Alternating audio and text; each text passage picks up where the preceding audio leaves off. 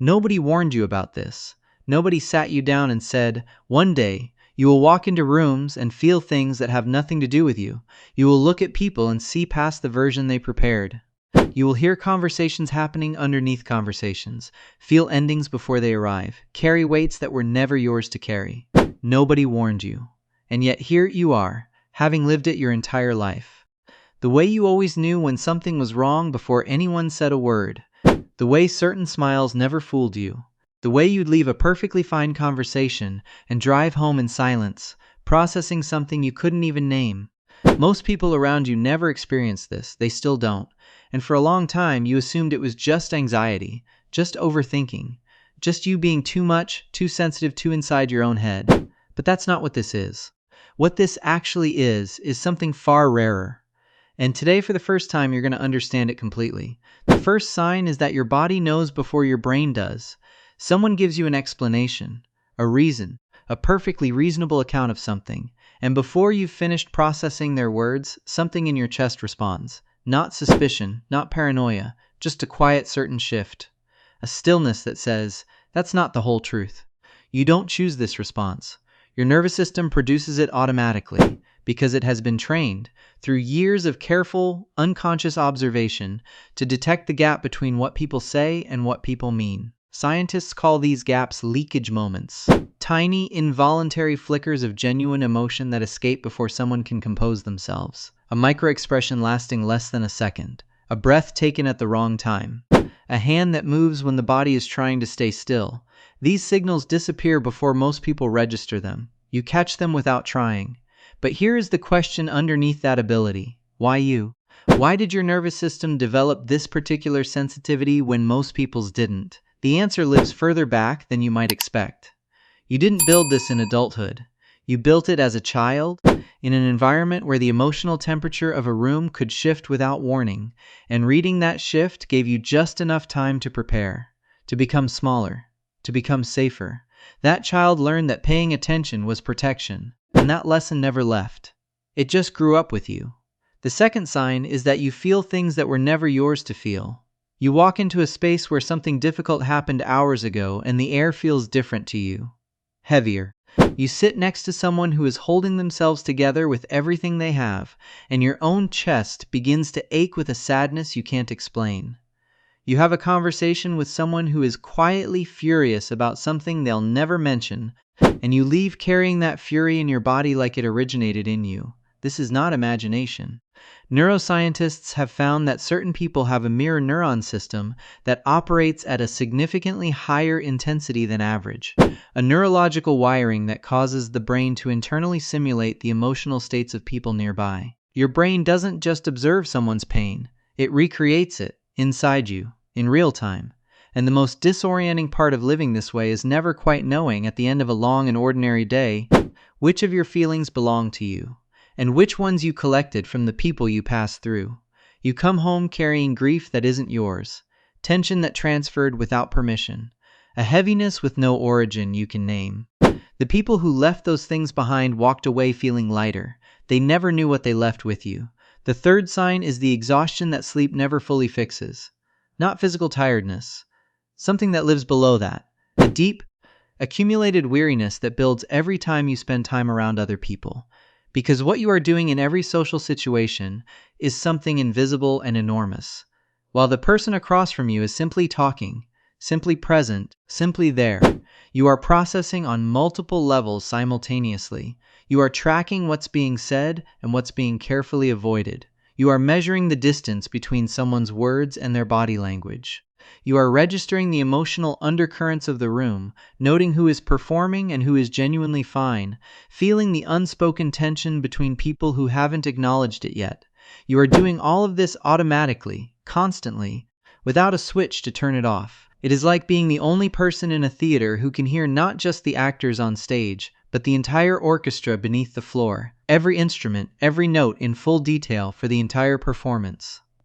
And then you go home and people ask why you seem drained, why you canceled plans you wanted to keep, why you need hours alone in a quiet room after spending time with people you genuinely love. You are not recovering from the people. You are recovering from the depth at which you experienced them. The fourth sign is the one that carries the most invisible weight. You grieve things before they end. Not from pessimism, not from fear, from attention. Because you notice what most people miss entirely, the slow, quiet changes that precede every ending. The conversation that used to be effortless and now requires work. The laughter that used to be spontaneous and now has to be built.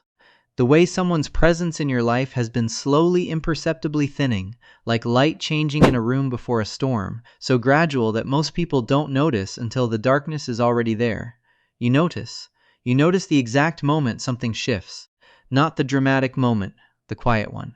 The ordinary afternoon when something changed and nothing dramatic happened and you felt it anyway, in the way you always feel these things, with a certainty that bypasses logic entirely, so you carry it. You stay present for something you're already mourning. You show up and engage and hold it all together on the surface, while underneath you are already in the process of letting go. When it finally ends and people offer their condolences, something in you is already on the other side of it. You said your goodbyes long before anyone else knew a goodbye was coming. The fifth sign is a loneliness so specific, it's almost impossible to describe to someone who hasn't felt it.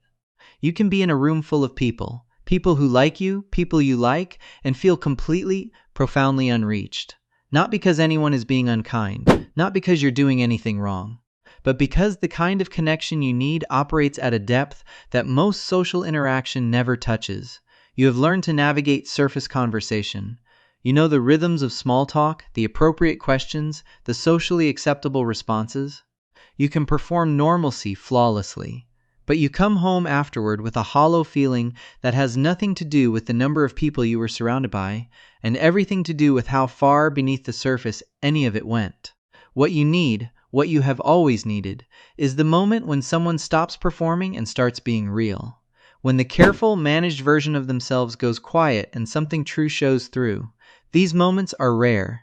You've sat through hundreds of conversations that never reached them, and each one left you with the particular loneliness of someone who was present but never actually met.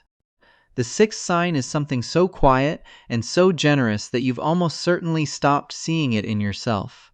When you perceive something true about someone, something they didn't choose to reveal, something that surfaced in spite of their best efforts to keep it contained, you pretend not to see it. You ask questions you already know the answers to. You let people walk you toward conclusions you reached long ago, because you understand instinctively that being accurately perceived before you're ready to be seen is one of the most exposing experiences a person can have. So you hold back. You give people space to arrive at their own truth in their own time. You carry what you know carefully, loosely, and say nothing until the person is ready to say it first. This is not dishonesty. This is one of the most quietly extraordinary acts of care that exists. You do it constantly. You do it automatically. You do it without recognition, without anyone knowing it happened, without anyone thanking you for the dignity you just protected. The seventh sign is the question no one has ever thought to ask you. People come to you, consistently, reliably, without always knowing why. The friend who calls at midnight, not because they planned to, but because something in them knew you were the right person. The colleague who finds themselves telling you things in a quiet hallway that they haven't told anyone else. The stranger who opens up to you on a long journey and ends with, "I don't know why I told you all that." They feel something from you that is increasingly rare in the world. A quality of presence that is full and unhurried and genuinely interested. They feel heard, not redirected, not advised, not managed, actually heard, in the way that changes something in a person. You give this, freely, consistently, to people who need it and people who don't realize they need it and people who will forget they received it. But here is what I want to ask you, quietly, in the space between everything else. Who gives this to you? Who is fully present with you the way you are present for everyone else? Who notices the things you don't say? Who asks the question underneath the question when they talk to you? If the answer doesn't come quickly, if you're searching for a name and finding mostly silence, that silence is worth sitting with. Because you have been the safe place for so many people, and you have sometimes had no safe place of your own. The eighth sign lives in the shadow of your greatest strength. You understand people even when they hurt you. Someone pulls away without explanation, and instead of simply feeling the wound of it, you find yourself building the story of what must have happened inside them to produce that behavior. Someone says something unkind, and you feel the sting, and almost simultaneously locate the old pain in them that the unkindness is coming from. Someone causes you real harm, and you spend more of your energy understanding them than honoring your own loss. This capacity is extraordinary, genuinely. The ability to hold your own pain and another's humanity at the same time, without dismissing either, is something most people never develop. But understanding has a shadow side. When you can always explain why someone hurt you, it becomes very hard to stay hurt. And staying hurt for the right amount of time in the right way is how you protect yourself. Anger is not a flaw. Held correctly, it is information. It tells you what mattered. It marks what was crossed. It gives you the clarity to make different choices. You have sometimes understood your way out of your own protection. And you deserve that protection. You always did. The ninth sign is one of the strangest forms of self-doubt a person can carry. You feel guilty for knowing what you know, not for what you've done with it, for the knowing itself, as though perceiving someone accurately, without their permission, without their awareness, is a kind of violation. So you second-guess yourself. You ask for evidence of things you've already felt as certainty. You wait for confirmation before trusting what your interior registered as fact long before your conscious mind caught up. But here is the truth about your perception. You didn't choose it. You didn't design it. It is the result of a lifetime of careful, devoted, unconscious attention to the people around you. Attention that began as survival and became, over time, simply how you exist in the world. The things you see are real. The things you feel are accurate. You have earned this perception through years of living at a depth that most people never reach. You are allowed to trust it. The 10th sign is the thread that runs through everything else. You have always felt like you are watching your own life as much as living it. Even in your most joyful moments, there is a part of you standing slightly apart, observing, understanding, turning the experience over to find the meaning underneath it. Most people live from the inside out. You live from both places at once, inside the moment and simultaneously aware of it, processing it, holding it carefully, knowing already that it will stay with you long after it passes.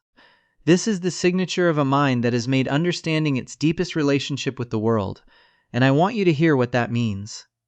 Everything we've moved through today, the exhaustion that sleep doesn't touch, the grief you carry before its time, the loneliness of depth, the weight of other people's emotions in your body, the guilt of perception, the way you protect people from being seen before they're ready, the way you give and give and give without anyone tracking the cost, all of it is the same thing underneath. It is love, not the celebrated kind, not the kind that gets named or thanked or noticed, the invisible kind, the kind that operates through pure, sustained, costly attention, the kind that shows up and stays and absorbs and holds and never asks to be acknowledged. That is what you have been doing your entire life, quietly, without anyone fully understanding what it requires of you. And before this ends, I want to leave you with something that isn't advice, it isn't instruction. It's just an observation, offered gently, from someone who has been paying attention to you the way you pay attention to everyone else. You have spent your whole life seeing people, really seeing them, underneath the performance, behind the words, beneath the version they show the world.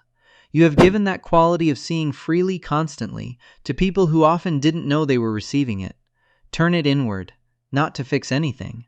Not to analyze or improve or understand yourself better so you can be more useful to others, just to see yourself, with the same patience, the same refusal to look away, the same willingness to sit with what's actually there without immediately needing it to be different. Because underneath everything you carry, underneath all the watching and the holding and the understanding, there is a person who has been doing something remarkable for a very long time. A person who deserves to be seen as clearly as they have always seen others.